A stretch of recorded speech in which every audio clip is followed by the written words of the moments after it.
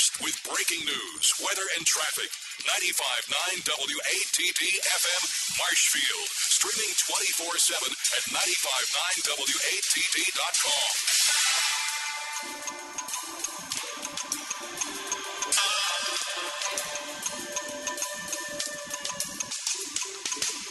Welcome to the Natural Health and Healing Show with one of New England's leading nutritionists, Mark Mincola.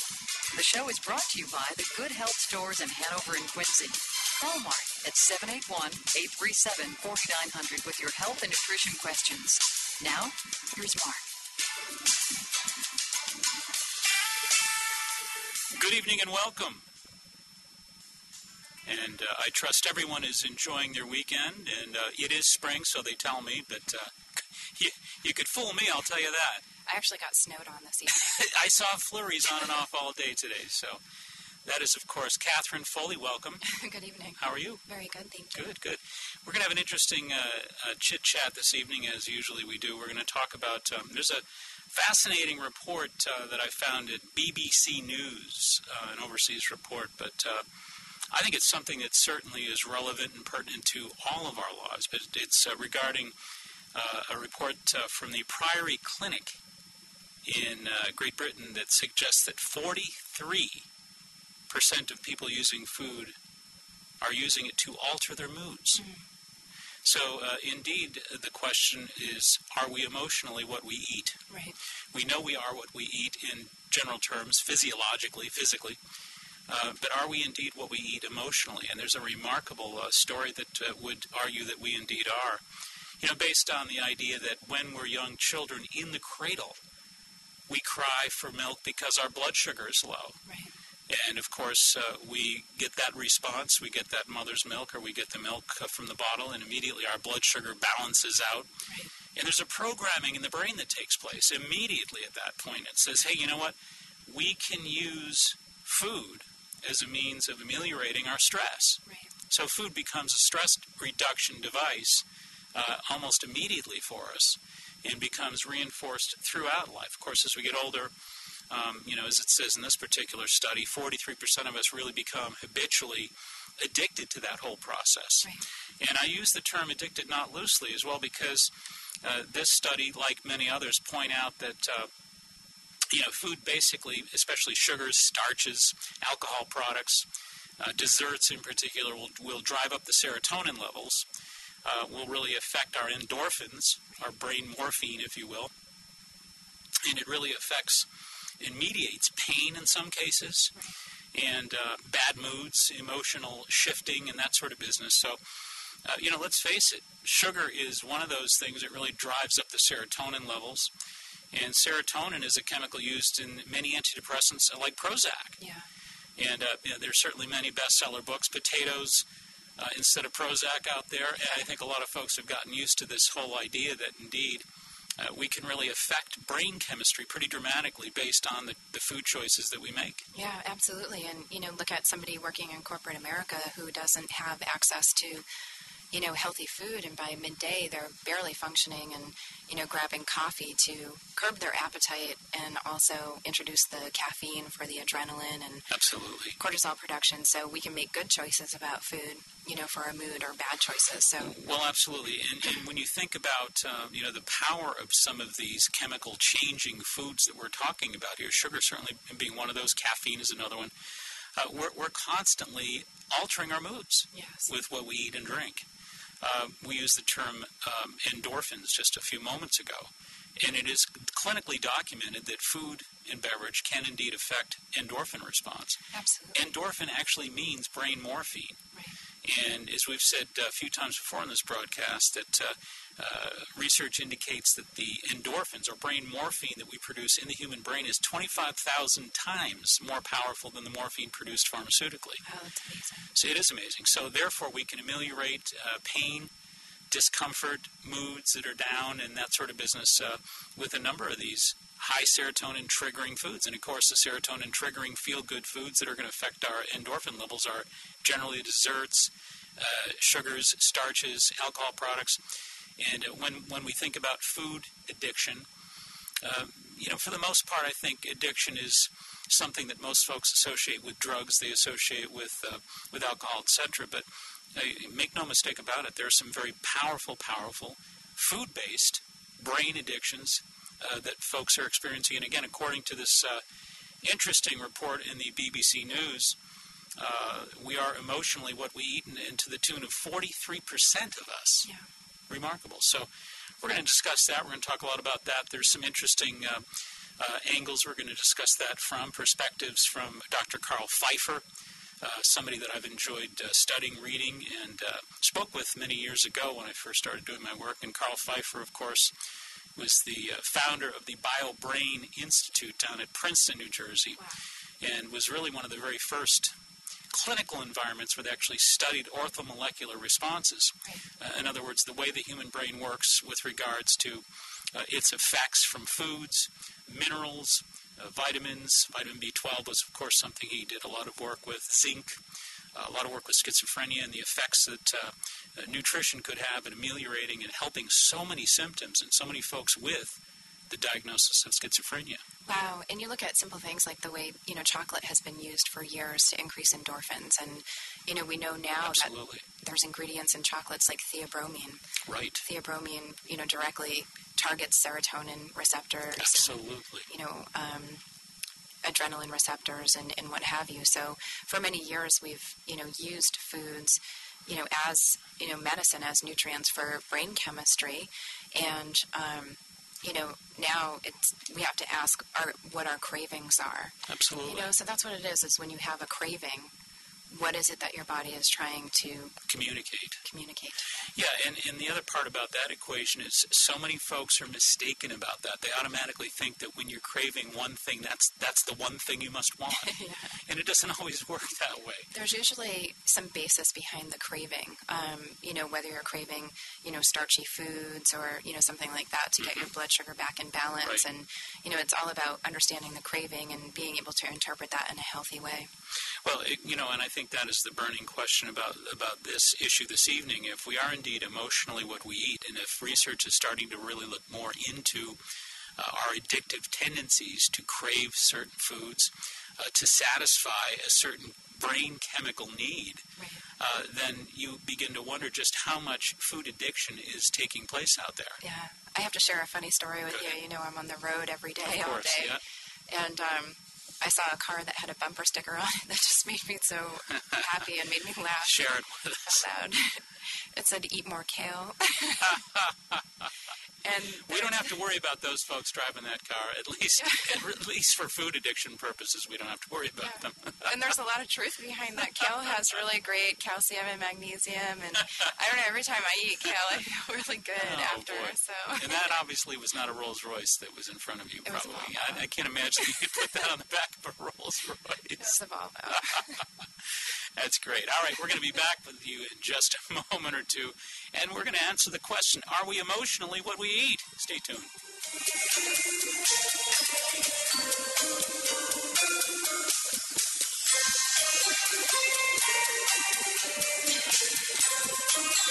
Hi, this is Mark Mincola. Please join me on Saturday, March 28th from 9 to 6 p.m. at the Coastal Community Church in Hanover for a one-day intensive muscle testing course. Life Force Healing is a revolutionary energy healing system that I've developed and refined over the past 27 years. Life Force Healing integrates the wisdoms of Oriental medicine, kinesiology, and applied nutrition therapy, creating a healing art form known as Life Force Analysis. I'd love to have you join me. For information, call Candide at 781-834-2728. That's 781-834-2728. This is Catherine from Jarrow Formulas. We're happy to have continued our relationship with Mark Mincola in the Health and Healing Show, and we're happy to announce a new product from Jarrow Formulas called Jarrow Cell. We all know that as the body ages, it heals less rapidly and becomes frailer. Often the body is unable to process enough nutrients to repair weakening cartilage and protein fibers. A very important element in building and repairing your body is silicon. But unfortunately, as we grow, you may have difficulty absorbing adequate silicon from your diet. But now, thanks to a product called Jarosil, you can be sure to get your share. Jarosil can give you the silicon you need to support your bone health, bone mineral density, and in addition, Jarosil strengthens and beautifies your hair, skin, and nails. Jarosil is available now in a synergistic liquid formula that also includes boron and zinc. Ask for Jarosil at your local health food stores. Or for more information, you can go to the Jaro website, which is www.jaro.com.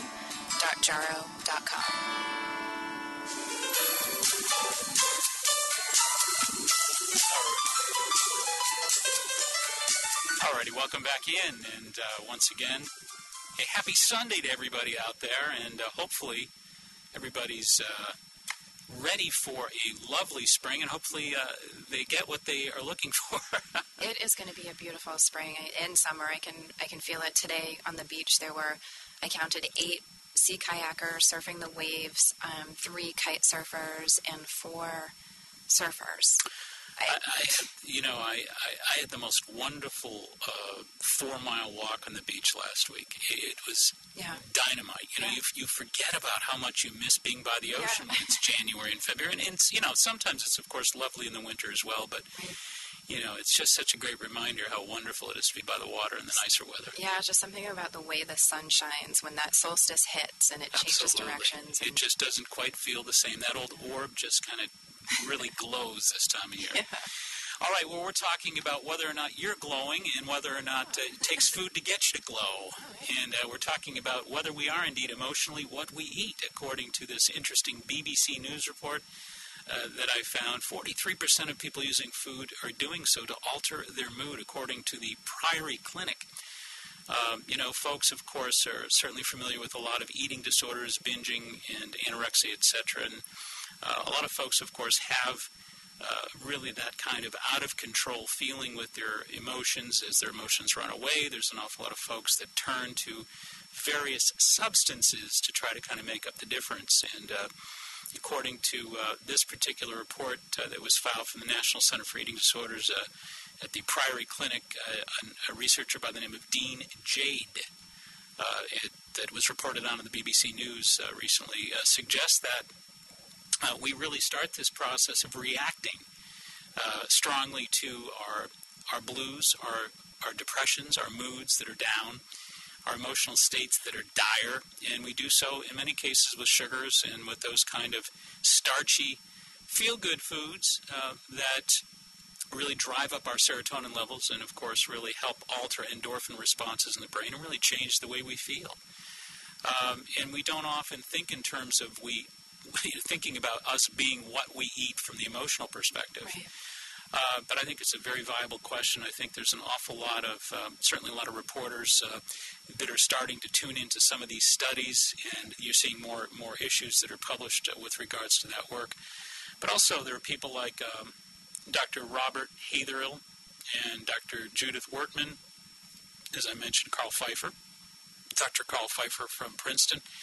Dr. Judith Wortman, I've read her book, Managing Your Mind and Mood Through Food. She was from MIT, and she's done a lot of work on that. And she, talks about how dramatically the research indicates that we can really affect these hormones in our brain with foods. Yeah, absolutely. There was a great book that was written from a researcher at Harvard, and it was called Molecules of Emotion. Oh, yes. What a wonderful book. I mean, there was a lot of kind of a genetic component to it, and Candace Pert? Yeah. Yes. Yeah. Amazing, but it really is Molecules of Emotion. There is an amazing chemical cascade that happens in your digestive system. Absolutely. And in Chinese medicine, they say that your digestive system is your second nervous system. Right. So you really are what you eat. Well, it is absolutely true, and when you think about the neuronal activity, how the brain neurons are really excited by certain foods, and, it works both ways as well. I think that one of the things that I see most typically on the average work week is I see a lot of folks who have, problems with depression, anxiety, and a lot of different mood problems regarding food allergies. Yeah. And one of the things we rarely think about is that allergies actually affect us in the brain. Most folks sort of synonymously associate allergies with the physical body, from the neck down. or from the sniffles or the headache perspective.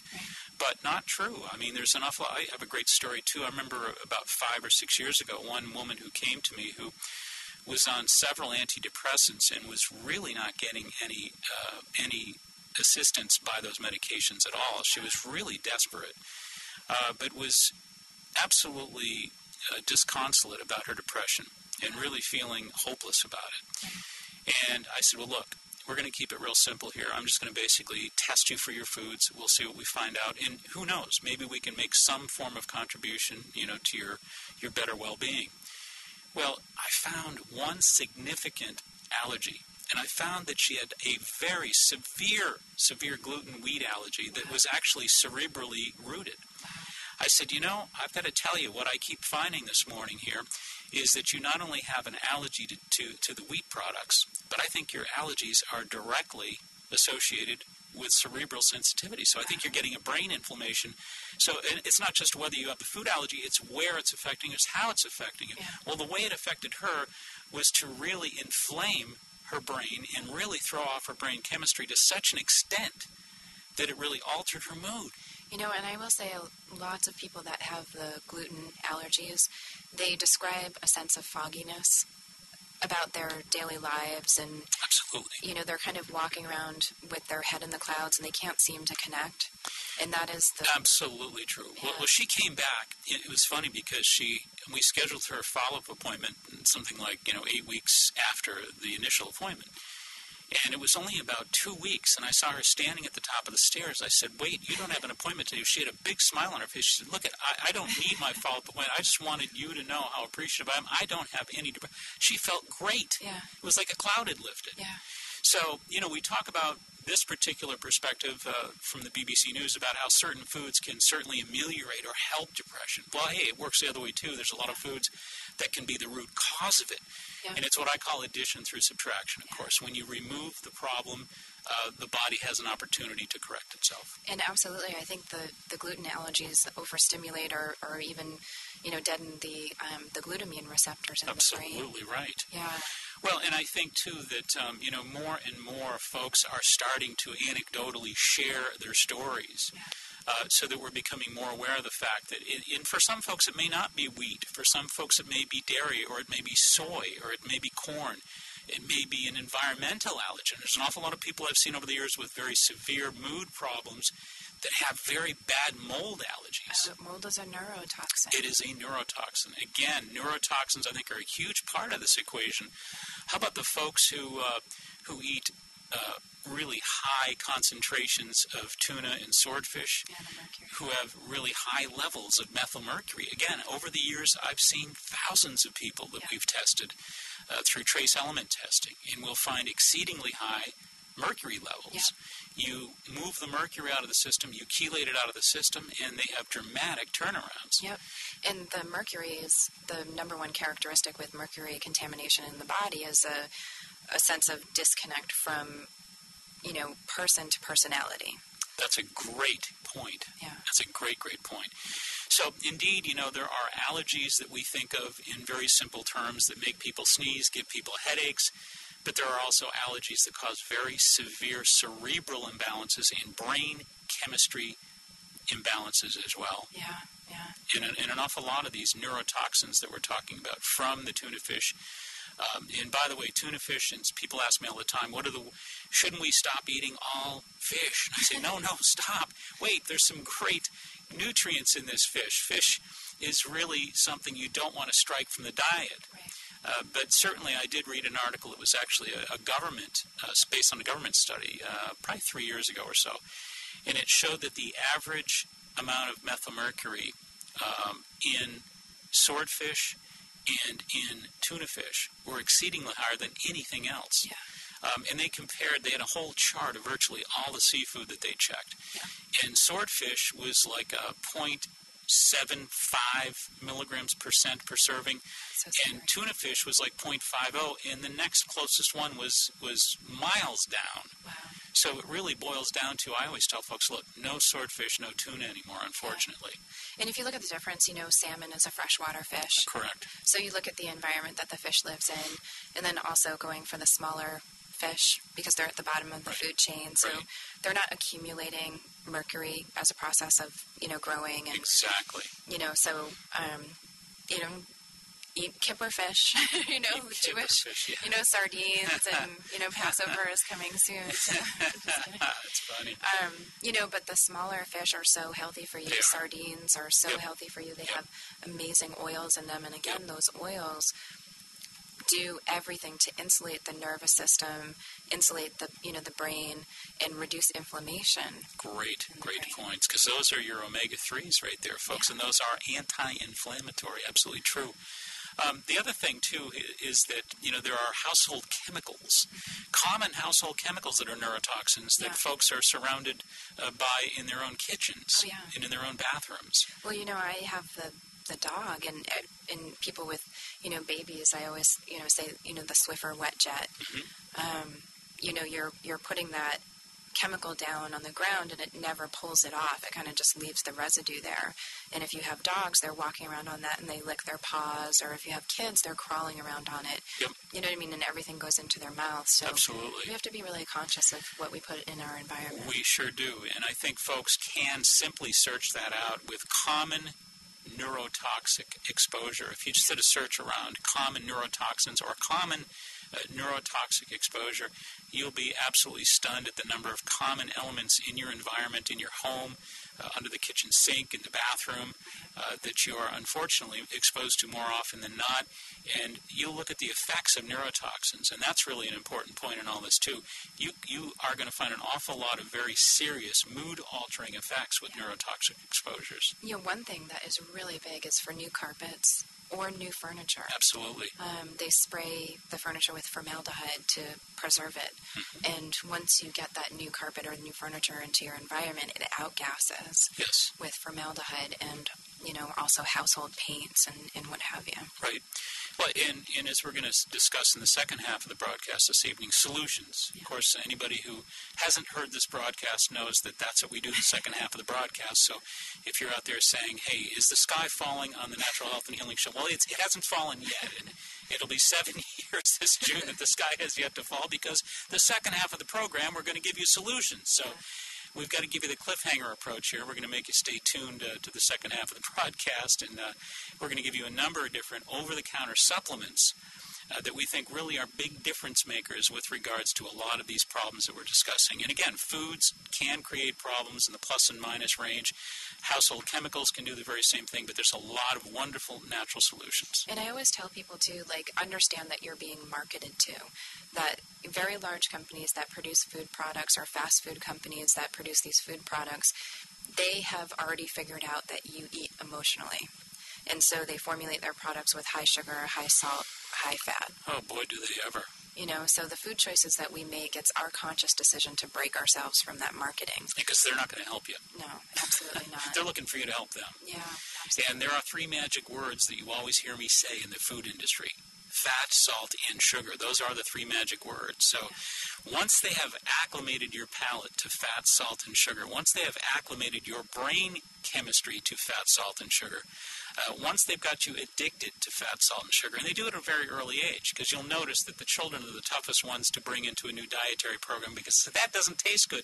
If you define a child's impression of what doesn't taste good, you know what that boils down to? Not enough fat, not enough salt, not enough sugar, not enough goo on there. Yeah, and the way that those things work is they work very much in the same way as, barbiturates. They are, stimulating, epinephrines and serotonins and things like this. So you need more all the time. Right, and it's an associative response, and that's what Dean Jade, who is the principal of the National Center for Eating Disorders in Great Britain, has found out. And that's what we were talking about in the report published in the BBC News regarding her work at the Priory Clinic recently. And, they basically, as Catherine just pointed out, have determined that this begins very early on in life.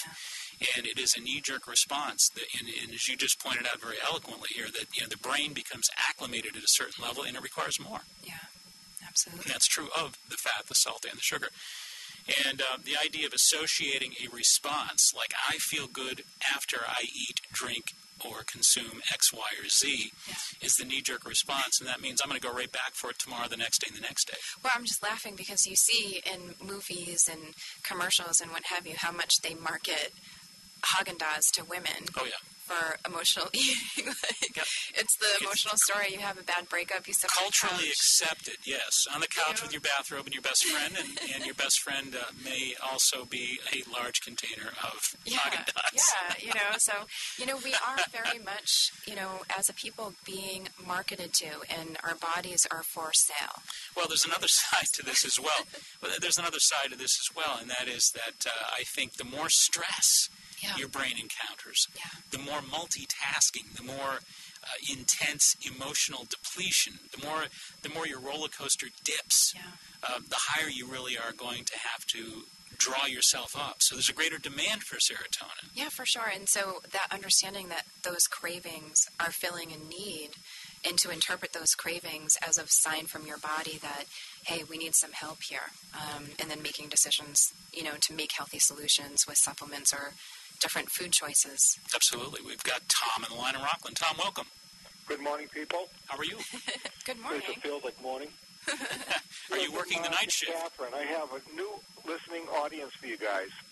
They listen on the web during the week. There's probably about 30 or 40 people that belong to this support group. They got two things in common. They got Jesus Christ and multiple sclerosis. So they call it MS and Christ, and they get this little website. So I've been sharing a lot of information from you guys. I said, hey, just go to the website, and you can hear what Catherine's talking about Jarrows and this and that.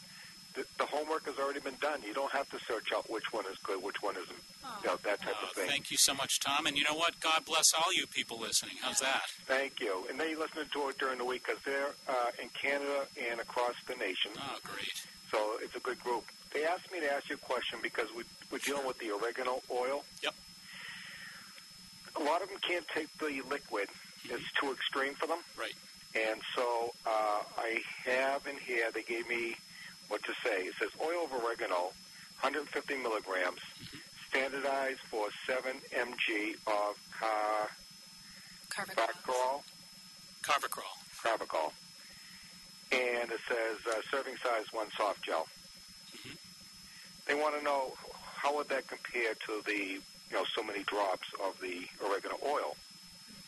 Well, first of all, you can't really compare them because they're very different delivery. In other words, you've got one is basically dried, dehydrated leaves, or it's actually broken down into a powder, and then you've got an oil base. And those are both going to hit the body very, very differently. It's almost kind of like when you have foods that are prepared in different ways. You're going to have different receptors. You're going to have a different response by the body at welcoming those foods in. But I can tell you from practical applications from so many patients that I've worked with, first of all, I appreciate the fact that there is a real pungency to the oil. It is tough. I take it, but I understand that it is tough stuff to get down, so I can appreciate that, number one. But I got to tell you honestly, you really cannot get the same expectation. You're not going to have the same delivery. You're not going to have the same potency. It's really, really difficult. Personally, if I were to kind of pick a number out of that, I'd say it's going to take something like, instead of the 10 drops, I think you probably need double the amount of 20 capsules would equal 10 drops, and it doesn't make it cost effective anymore. So I think I'd steer you into the direction of a different natural antibiotic altogether. My favorite natural antibiotic, not very complicated, drum roll please, vitamin C in high doses. Yeah. Because if you think about Linus Pauling is the gentleman who won the Nobel Prize. And he was asked what he does for an infection. They asked him years ago, do you take antibiotics? He said, absolutely not. They said, well, what do you take? He said, I take 10,000 milligrams of vitamin C a day to prevent infection, and if ever confronted by infection, I take 20,000. Yeah, he did. And I've taken his word for it over the years, and I've beaten infections repeatedly. I would assume that's within a 24-hour period. That's exactly correct. Okay. And then the other thing that's being big with the support group is that Gerald's formula is Saccharomyces boulardii. With MOS. Yeah. Which seems to be a big hit. Yeah, it really is. Great product. Yeah. Yeah. And you guys are talking on a good subject. I mean, talk about chemicals and stuff around the house. I think back in my younger days, in my teens, and I'm in the 50s now, but back in the teens and 20s, I used to work on automotive. take off the rear brake drums, and what do? You take the air holes and you spray all the asbestos all over the place. Then when you get your hands all dirty, when you get food, what are you washing in? Gasoline. Yep. Little things like that, and I look back and it's like, no wonder I'm dealing with MS and all these other health issues. Incredible. You know, Tom, it's really, I travel a lot for JARO, so I'm driving around to lots of different communities, and there's a community in particular in Connecticut, in Ansonia, and they called it the Toxic Valley at a certain point because there was a latex factory there that caught on fire many years ago, and there is a very large concentration of people living with MS there. And so I had a health food store there that, you know, really worked with the support groups there that were involved with the community hospital. I mean, it's very widely recognized that they have an exorbitant concentration of people living with MS. So there is a very intense connection between environmental toxins and current MS rates. You know, so kudos to you for helping them. And one of the things I found that's supposedly helpful, based on blood work being done afterwards, is chlorella. Yeah. As far as getting out heavy metals, things like that. Yep. That should be also helpful. But so many times we give glory to just the MS when there's other issues going on, things that we can take care of on our own. For sure. Absolutely. Well, I'll give you a real good tip here. Years ago, I talked to Dr. George Goodhart, the one and only Dr. George Goodhart, a remarkable, remarkable icon in the world of natural healing. And I asked him, I said, what were your experiences regarding MS? And he said, well, you know something, I always revert back to this study way back in the 1930s at the University of Alabama. And what they did is these researchers actually induced MS in farm animals. And then they systematically, over a period of years, tried to find out which vitamin, if any, made a difference.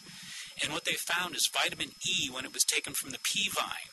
So there's a form of vitamin E called pea vine, PEA, just like green peas, pea vine vitamin E. And that's actually what Standard Process then went out and produced. So Standard Process produces a pea vine E. I believe it's called Cataplex E. Oh, yeah. And we've used that over the years since Dr. Goodhart shared that with me, but it's a wonderful tidbit of information for MS patients. And obviously, you know, that's a really important neuroinsulator for cells. And now you're saying, what was the purpose of taking it? Well, again, it insulates the nerve. A lot of these... like neuropathy? Yes, indeed. Yep. And it's a great nerve insulator. And it's an anti-inflammatory nerve insulator. Now, the funny part about it is pea vine E is only about 20 milligrams. So you and I are used to thinking of vitamin E in units of, you know, fairly high concentrations. But these were like, I'm sorry, units, 20 units, I believe these were. So they're very low doses. And apparently, from what I heard from Dr. Goodhart many years ago, that you require so much less of the pea vine E. That's why the doses are appropriately much lower than I sent most. a letter to Standard Process because I told them I was a little disappointed, especially when somebody from the medical field like yourself puts me on a regimen of so many. They have in such small quantity. The bottle only comes like in 90 or 80 or whatever it is, depending on what it is. So you have to buy so many bottles. Why couldn't they have like a bottle of 180? Right. Well, you know, I can't answer that. I know. Understand. That's why I sent a letter saying, hey, I'm Joe customer. Right. This is my preference, so hopefully maybe somebody will listen someday and give us bigger bottles so that... I'm sure they will. You know, the vitamin companies have a real, you know, I know at JARO we have a real ease with which we can respond to our consumer demands. You know, so, and, you know, once they know that the demand is out there, I'm sure they'd be more than happy to fill it for you. I'm sure. Yeah, and Standard Process, I went to their website just to see some of the things that they go through, and they have such a high standard. Yeah. And that's one thing I like about this show, that you guys have high standards. You're not going just for, well, this is the one that's on sale, or this is this. Yeah. It's like you need the good stuff. Yeah. We speak from the heart because we care about people, and that's why we're here. But you busted my bubble tonight when you said you can't have swordfish. It's like, oh. Well, just to show you we're not perfect. Yeah, it's like swordfish. It's one of my favorites, especially when you put it on the grill. You know? Sorry to disappoint you. The good news is we're not the ones that pollute the oceans anymore. Oh, I know. But the sardines have been great and things like that. And I do the omegas and massive. I'm doing like 3 times a day the omega oils for the insulation and everything else for the nerve endings and anti-inflammation for the brain. Yes. Well, so looking forward to listening to the rest of the show for what you guys are talking about. And you didn't mention anything about like what to look for under the sinks and in the cabinets and Oh, we will. We'll mention a few of those things. And thank you so much for your support. Keep listening, and God have a great week. All right, you too. Thanks. Bye-bye. All right, bye-bye. And what we're going to do right now is we're going to take a short little break because we're overdue for paying the bills here, and we're going to bring Candida in real briefly. So please stay right where you are.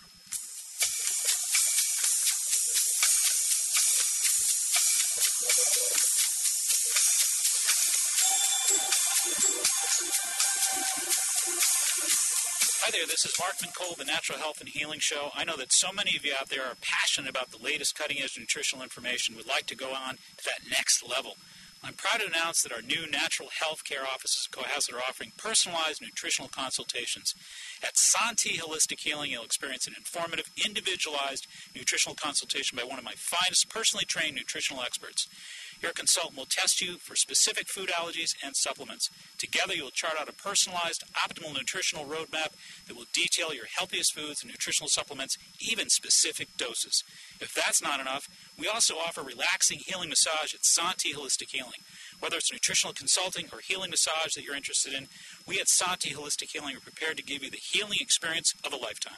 Call us at 781-383-3393. That's 781-383-3393 for the healing experience of a lifetime. Right in our area, we are fortunate to have one of the top martial arts schools in the country, Personal Best Karate. Personal Best has been recognized for their community involvement, professional staff development, character building programs, and exciting educational curriculum. Personal Best stands at the top of their industry. 5 locations offering personalized professional instruction. Not sure if karate is right for you? At no obligation, the staff at Personal Best will guide you in a private introductory program to see if karate is indeed the right fit to help you achieve your goals and meet your needs. What does karate at Personal Best teach you? Character building, success habits, helps you get in shape, relieve stress, self-control, setting goals, and of course, self-defense. Personal Best's goal is to create successful, contributing members of society through the practice of the martial arts at Personal Best. Mr. Chris Rappold is, of course, the founder of Personal Best Karate. He tells me his greatest joy of all is to see the personal transformation in each and every student. Bring out your best with Personal Best Karate. Telephone number 508-285-5425. That's 508-285-5425. Locations in Norton, Foxborough, Southeaston, Franklin, and Taunton. That's Personal Best Karate.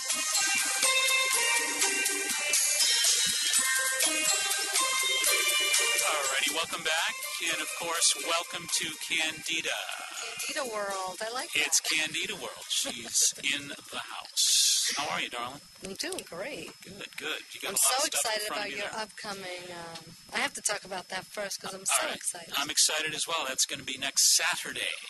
Next Saturday. It's going to be an all-day affair. We're going to be doing a very personalized approach to learning my system from 9 in the morning till 6 o'clock. Is that right? Or 9 to 5, something 9 to 6. Now, how long did it take you to develop this system? People really need to 27 years because it's still unfolding even as we speak. So, I mean, it's not like I just developed it and stopped. It's an ongoing process, you know, and I think that, as recently as this past week, I wrote 3 pages of work for the system. 3 pages.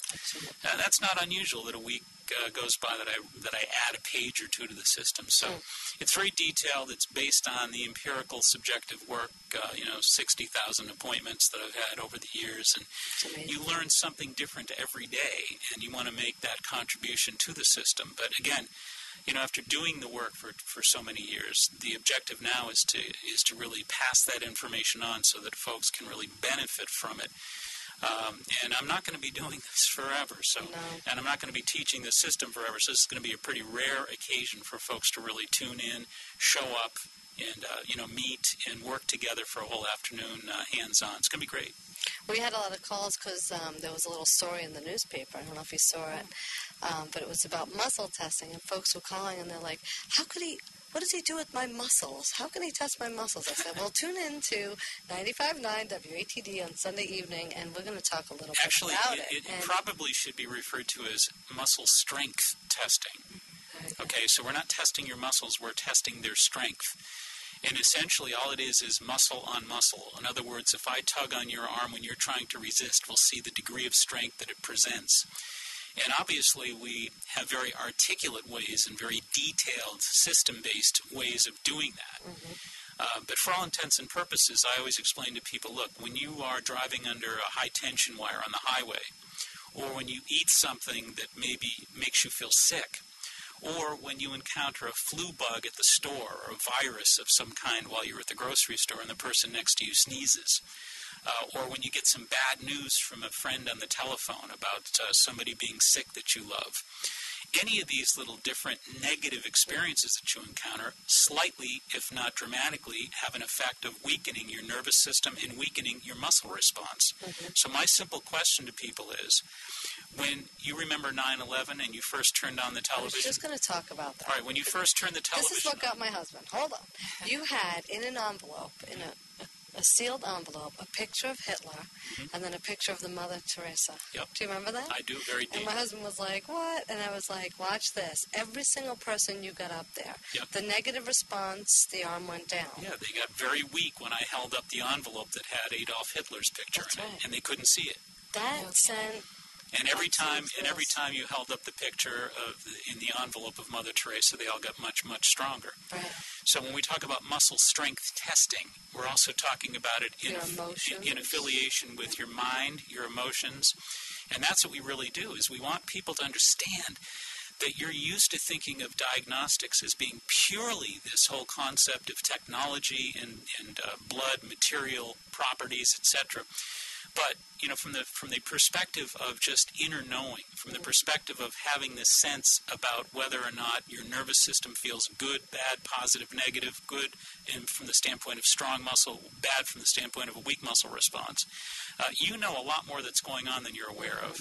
And there's a lot of remarkable things we're going to demonstrate and show people how to work with so that in their own home they can find out if there are food allergies that perhaps they're not aware of. You know, some of these allergies that Catherine and I have been talking about are obvious. They cause mood shifts, they cause depressions, etc. But hey, it's not all that way. Sometimes folks will eat something that takes 10 days to cause an effect. And that effect might be something as slight as a very mild mood shift. Eggs, anything. But it can be anything. So the point is that when you hold that food up or you think about that food, your nervous system is going to react based on its experiences with that stuff.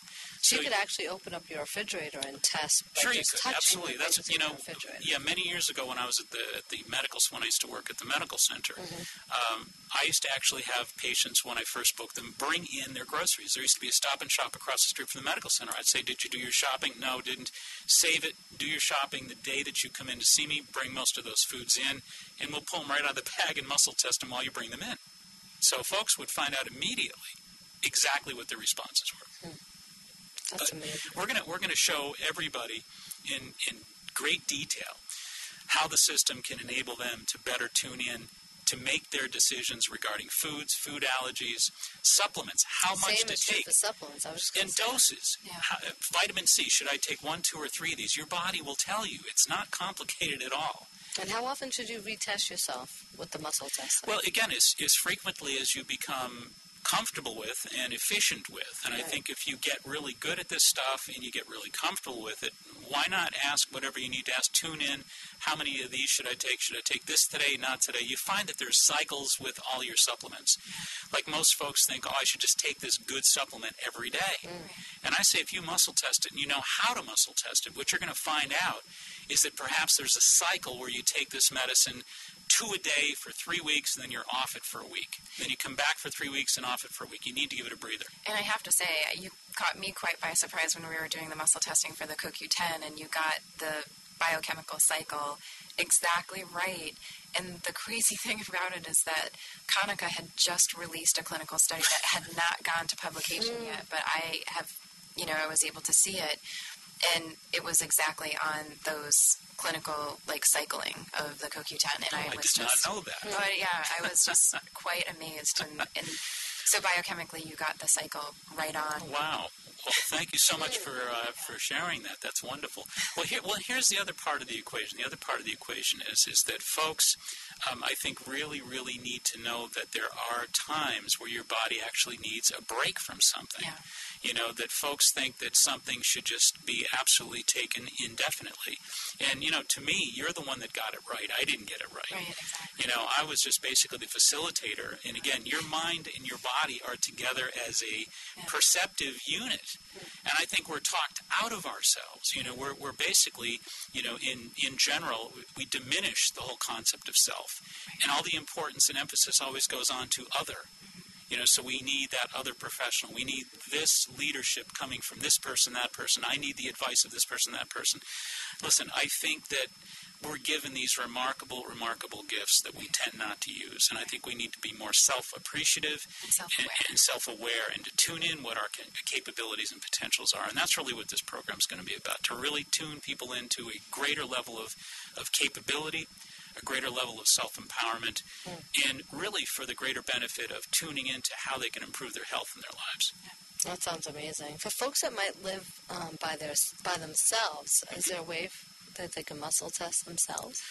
Is it with their fingers? Like we've said, there are certain folks out there that really ascribe to the notion that you can use your fingers to do that, and there's ways where you can kind of lean over, standing up, and you check the amount of distance when your arms are touching the ground, how your arms basically are pulled back up. But I think my answer is no. I think you really need a partner for this. Really? Okay. I think so. To be efficient and to be more effective, I think you need, and it's more fun that way too. You work with the people you love, and I think you're both interfacing. And, you know, the idea of trying to basically tune in to really important answers with the people that you love the most, that's really what it's all about. Because that's a question I get a lot. I live alone. Would this really help me kind of thing? Or my husband doesn't really, you know, well, keep in mind, will it work? That's okay. It doesn't matter. But I think the other part of the equation is that we're going to do an awful lot more than that. We're going to be talking extensively about diet, nutrition. You know, we're going to be talking about it not just from the perspective of science, but from the perspective of subjectivity, of what I've learned over the years with people. And, you know, not everybody has worked, you know, through the living laboratory, the rigors of the living laboratory that I have, and working with all those appointments all the time. So it's more hands-on, and it's more based on the experience, but learning about nutrition, learning about foods, how to feed your family, how to prepare meal programs, how to take your supplements, the whole business. So I think we're going to really give people a pretty good comprehensive perspective here. Makes sense. And this is a small group setting, so if folks are interested, they should call Candida at 781-834-2728. Great. And Good Health Natural Foods, we've got some. And Good Health Natural Foods. Make health your priority at Good Health Natural Foods. They have lots of different sale items. I love all the sale items. The Gyrodophilis EPS, only $14.79. And tell us how you would use something like this. Well, the EPS is a probiotic. It's acidophilus and bifidus and lots of good healthy bacteria. So you can use it to aid digestion, or you can use it for immunity. So, you know, the folks at Roselle, where we get the bacteria from, you know, suggest it be used every single day as a preventative. Sure.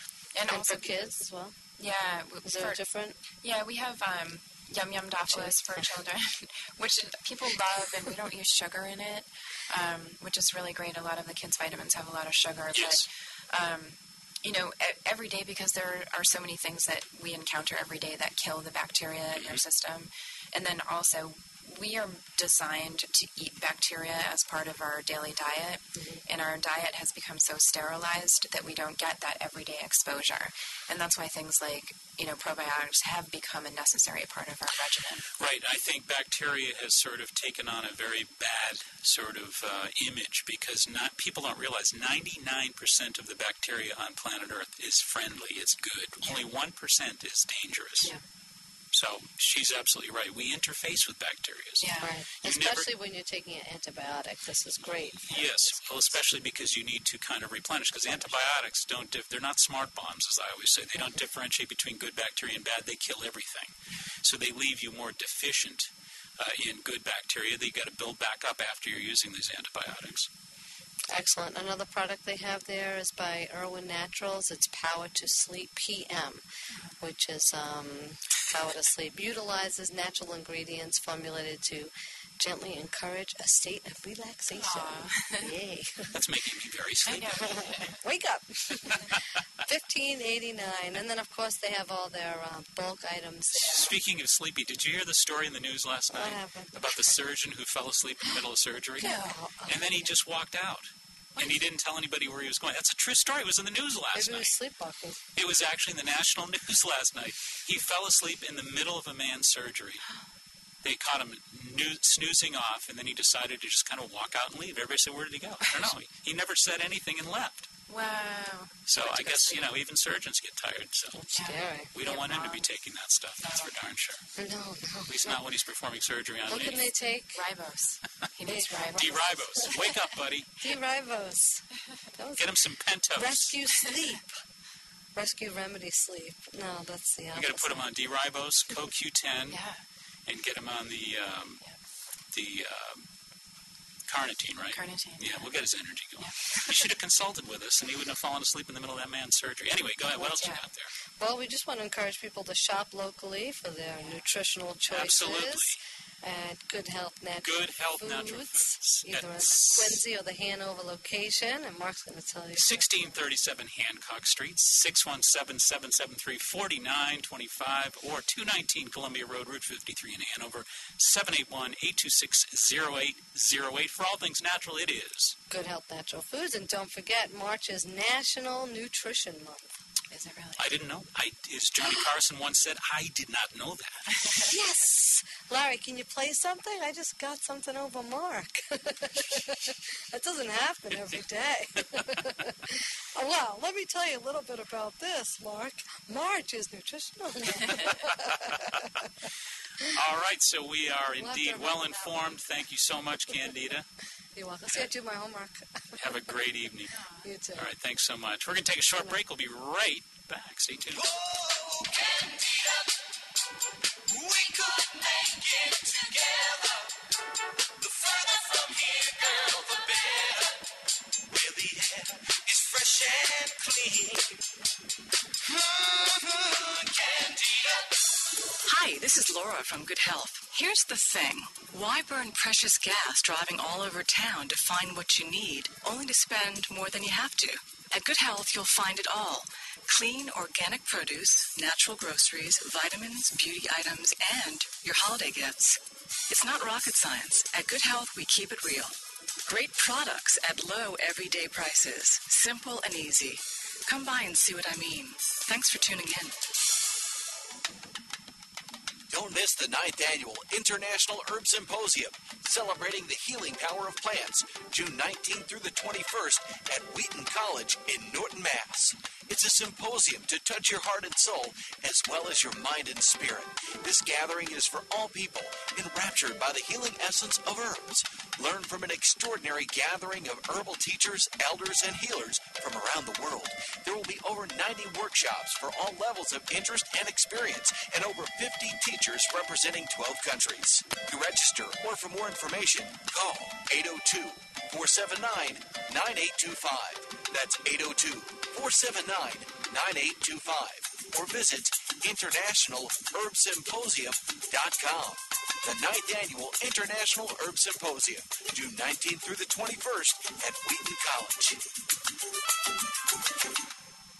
Join us for a free Family Wellness Day, Sunday, March 29th from 2:30 to 4:30 at the Paul Pratt Memorial Library in Cohasset. You'll have the opportunity to meet these local practitioners: Lisa Bear of Bella Aesthetics, Robert Belay of Belay Fitness, Reiki practitioner Mary Pillsbury, Susan Cameron of Juice Plus, Diane Scott, Biofeedback and Homeopathy, Cindy Reardon of Scene Shifters, Laura Joseph of Med Spa New England, Jim O'Hara of Grace's Natural Choice, Deborah Viscomi of DNA Customized Nutrition. Plus, you'll be able to pick up your free copy of Healthy Living Magazine, sample Reiki sessions, I Ching readings, fitness assessments, and more. The event is sponsored by Healthy Living Magazine and Bella Aesthetics of Cohasset. The event will be held March 29th, 2:30 to 4:30 at the Paul Pratt Memorial Library, 35 Ripley Road in Cohasset. For more information, log on to myhealthylivingmag.com. That's myhealthylivingmag.com.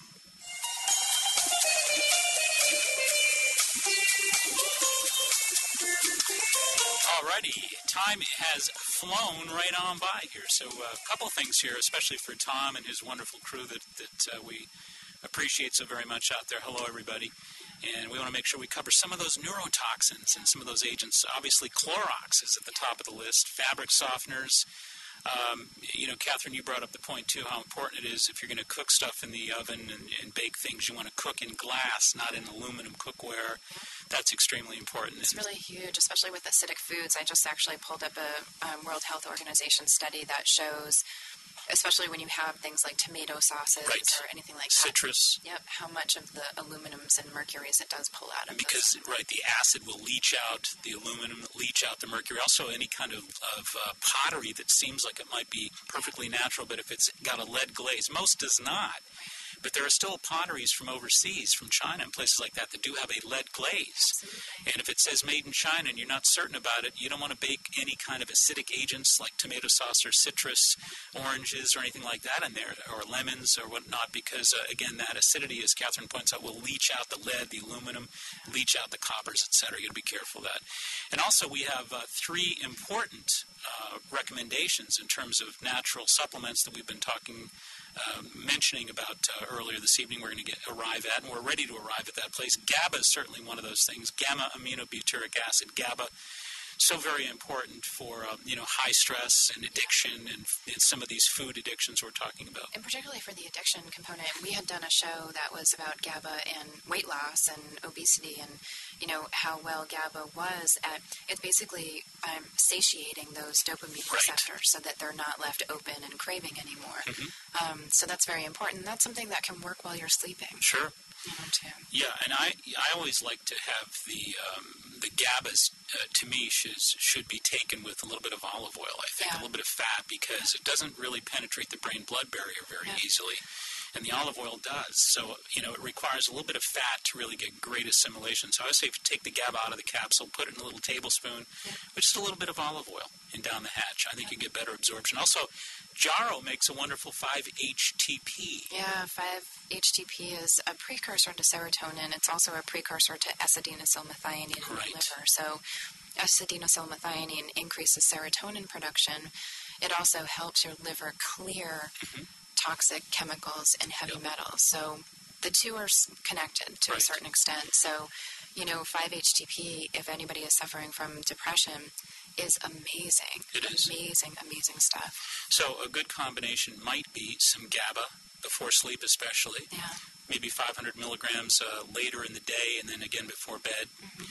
And then something like the Jarrow 5-HTP, 100 milligrams a couple times a day on an empty stomach. And it's quite amazing when you take something like 5-HTP and then you start realizing what it feels like to feel good. You bet. You kind of realize how you were not feeling so well. So it's also a way to kind of, teach your body how it should feel and also learn. Because I always say if you don't know what good feels like, how are you supposed to, ever feel good? So it gives you a way to connect, a new relativity to connect to that feeling. And SAMe.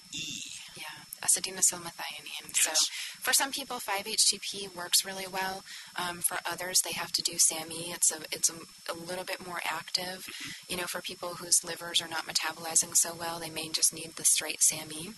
And SAMe actually was studied with the National Institutes of Health as a side-by-side study with Prozac. And the results were absolutely similar, but SAMe did not come along with a lot of the negative side effects as Prozac does. Well, and I'm going to throw one more in the hat here that I really like a great deal. I love holy basil. Yeah. I think holy basil is one of the greatest discoveries on planet Earth. I love this stuff, but it's a great cortisol mediator. An adaptogen. It's an adaptogen, and it just makes you feel great. Yeah, I use holy basil, and I swear it makes such a huge, huge difference. And I think it works really well with the omega-3s because the DHA, of course, and the omega-3 is a great mood elevator. But I think the holy basil is about as good as it gets. And, a lot of folks who don't like to take pills can actually use the Tulsi, T-U-L-S-I. Tulsi is a tea. Yeah. You want to get the caffeine-free Tulsi, T-U-L-S-I. There's many different flavors. There's a rose flavor and passion flower flavor and all that stuff. The mint is good, but I love all of them, and the Tulsi teas are great mood elevators. Just a couple cups a day will really make a big difference, and again, it mediates. The research from overseas indicates that it helps mediate mediates the cortisol levels. Yeah. So we've got GABA, we've got 5-HTP, which Jaro makes a wonderful 5-HTP. We've got SAM-E, and of course, holy basil or Tulsi tea. And Catherine, we did it. We did it. How did we do that? I don't know. Amazing. Well, before we forget, we want to certainly make sure we thank Adam Ing, who, of course, is our tech meister here.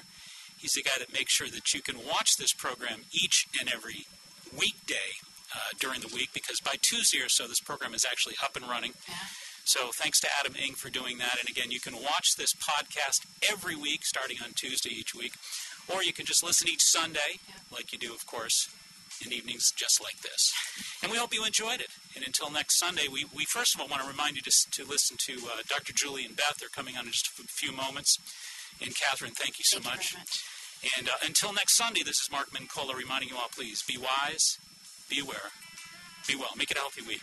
Good night. Thank you for joining Mark Mincola for the Natural Health and Healing Show. Call Mark each Sunday evening at 8 o'clock for the latest